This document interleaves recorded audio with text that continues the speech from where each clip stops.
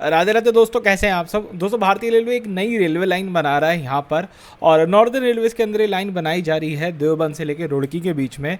आज इसको लेकर चर्चा करेंगे कि किस तरीके से इस रेलवे लाइन के बन जाने से जो आपका दिल्ली से हरिद्वार का सेक्शन है वो और ज़्यादा क्लोज हो जाएगा, वो और ज़्यादा शॉर्ट ट्रैवल हो जाएगा वहाँ पे, और लगभग 1 घंटा या उससे थोड़ा ज़्यादा का समय जो है ट्रेनें यहाँ पे सेव कर पाएंगी इस सेक्शन के बन जाने से, सिर्फ एक 30 किलोमीटर की लाइन बन जाने से। ठीक है, आइए आप जैसे अपने सामने यहाँ पे मैप पे देख सकते हैं दोस्तों। सबसे पहले मैं आपको दिल्ली से ही दिखा देता हूँ। ये आपका दिल्ली जंक्शन है, पूरा सारा तरफ जहाँ ट्रैफिक आता है जहाँ पर। ठीक है, उसके बाद मेरठ के रास्ते मुजफ्फरपुर होते हुए हम देखो यहाँ देवबंद आते हैं। तो अभी तक क्या होता था कि जो भी ट्रेन को हरिद्वार की तरफ जाना है, देहरादून की तरफ जाना है, तो उसको क्या करना पड़ता था, यहाँ से पहले वो सहारनपुर जाती थी, सहारनपुर से रिवर्सल लेके वापस आती थी, फिर यहाँ रुड़की आती थी, रुड़की पे यहाँ पे बाईपास बना हुआ था, और फिर जो है आगे वो अपना निकलती थी। इस तरह से चलता था। ठीक है, विद टाइम सहारनपुर के ऊपर लोड ज़्यादा बढ़ गया कि भाई बहुत ज़्यादा रिवर्सल करने पड़े, बहुत ज़्यादा दिक्कत होती है। तो हुआ ये कि टपरी के पास, यहाँ पे देखो ये टपरी जंक्शन लिखा हुआ है, इस टपरी के पास में ही एक ना बाईपास बना दिया सहारनपुर का, और ट्रेनें उस बाईपास से होकर के जाने लग गई और इस तरह से निकलने लग गई। ठीक है, ये एक चीज़ कर ली।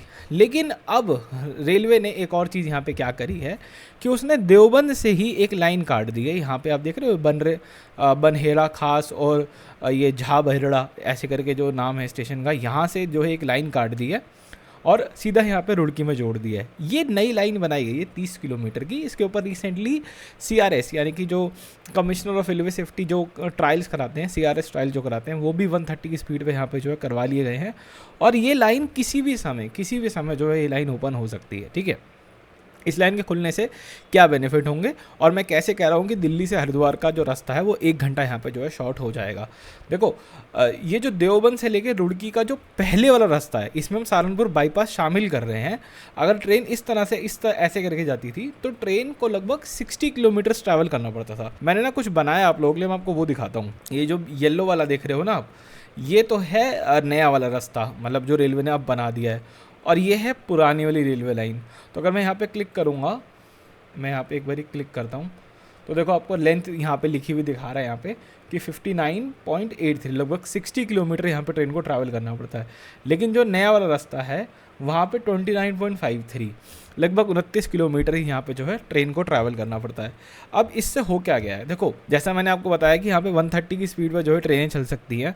तो देवबंद से जब ये ट्रेन निकलेगी तो यहाँ से इस वाले पूरे जो 30 किलोमीटर सेक्शन है यहाँ पे ट्रेनें 130 पे चलेंगी और फटाफट से इस 30 किलोमीटर रास्ते को पार कर लेंगी। वेयर एज जब ट्रेनें ये 60 किलोमीटर वाला सेक्शन पार करती है ना, जो टपरी वगैरह होते हुए आता है, यहाँ पे ये जो बाईपास है, सहारनपुर का बाईपास वाला जो पॉइंट है ना, यहाँ पे ट्रेनें बहुत धीरे जो है चलती हैं, बहुत जो है ट्रेनों को लिमिटेड स्पीड पे चलना पड़ता है और इसमें भी टाइम लगता है।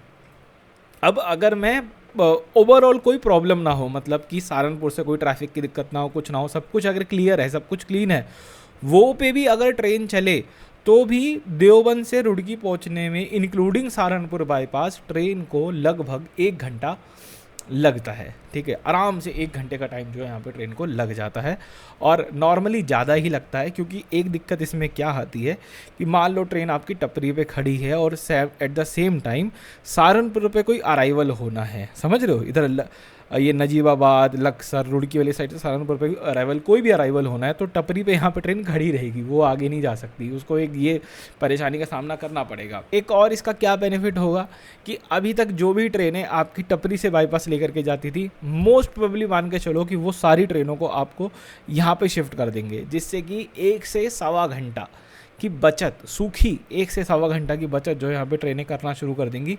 और दिल्ली हरिद्वार का जो सेक्शन है ये लगभग 3-3.5 घंटे के अंदर जो है ट्रेनें जो है यहाँ पे कवर कर पाएंगी, लगभग इतना ही टाइम लगेगा, मतलब 3 घंटे से थोड़ा ज़्यादा आप मान के चलो, इतने में ये वाला सेक्शन जो है कवर हो जाए करेगा। देखो वंदे भारत वगैरह भी शुरू से जाएंगे, मैं कुछ खास कह नहीं सकता, क्योंकि वंदे भारत ट्रेनों के साथ एक अच्छी चीज़ क्या है कि एक तो पिकअप फास्ट लेती है, दूसरा उनके साथ रिवर्सल को लेकर कोई प्रॉब्लम नहीं है, वो सिंपली सहारनपुर पर खड़ी हो जाएगी और पीछे की तरफ चलना शुरू कर देगी, तो उसे रिवर्सल से ऐसी कोई खास दिक्कत होती नहीं। लेकिन जो नॉर्मल अपना कन्वेंशनल लोकोमोटिव वाली ट्रेनें हैं उनके साथ तो देखो ये एक चीज़ रहती है कि उनको रिवर्सल से फ़र्क पड़ता है और वो इस रूट से जो है जाना शुरू करेंगी, तो ये एक और अच्छी चीज़ यहाँ पे होगी। प्लस ये जो लाइन बन रही है, इस लाइन के बनने से एक बेनिफिट और क्या होगा, अब एक अज्यूम करो आप खाली यहाँ पे कि मान लो नजीबाबाद और पीछे वैसे ये जो रास्ता है ना, ये काफ़ी इंपॉर्टेंट रास्ता है, ठीक है। लखनऊ से मान लो कोई ट्रेन वैष्णो देवी की तरफ, अम्बाला की तरफ, अमृतसर की तरफ जा रही है, तो वो इसी रास्ते से जाती है। वहाँ से कोई भी ट्रेन आ रही है और मान के चलो कि इस वाले सेक्शन में कुछ हो जाता है, कोई दिक्कत हो जाती है, तो स्ट्रेट अवे ट्रेन को इस रास्ते पे बाईपास दिया जा सकता है। एक और चीज़ इसमें क्या होती है, जैसे मैं आपको बता रहा था कि जैसे मान लो टपरी पे कोई ट्रेन खड़ी है और यहाँ से सहारनपुर से किसी ट्रेन का डिपार्चर होना है, तो वो ट्रेन टपरी पे खड़ी रहेगी, इंतजार करती रहेगी जब तक वो सहारनपुर से गाड़ी निकल के नहीं जाती, क्योंकि उसको भी इधर ही जाना है। लेकिन ऐसा हो जाने से, ये वाला रास्ता बन जाने से क्या होगा कि गाड़ी मान लो देवबंद से यहाँ से निकली है, कोई दिक्कत नहीं, सहारनपुर भी अपना पैरेलल डिपार्चर निकालेगा गाड़ी को, भाई गाड़ी इकबालपुर आके खड़ी हो जाएगी, दैट्स इट, ठीक है।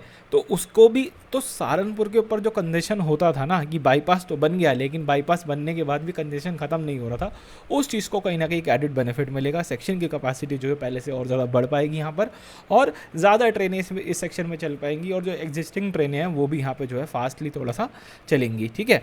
तो ये सारे एडिड बेनिफिट यहाँ पर रहने वाले हैं इस छोटे से एक 30 किलोमीटर के सेक्शन के बन जाने से।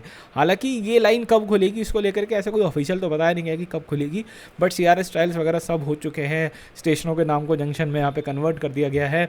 बस इंतज़ार है उस हरी झंडी के दिखने का जिस दिन ये लाइन जो है खुल जाए, और देखते हैं कि सबसे पहले कौन कौन सी ट्रेनें यहाँ पे ट्रांसफ़र होती हैं। आप लोग प्लीज़ मुझे कमेंट में बताना कि आप लोगों को क्या लगता है कि कौन कौन सी ट्रेनें जो है इस वाले रास्ते पे, नए वाले रास्ते पे यहाँ पे जो है डाइवर्ट की जा सकती हैं। इस वीडियो में दोस्तों इतना रखते हैं, मिलते हैं आपसे बहुत जल्द एक और वीडियो में।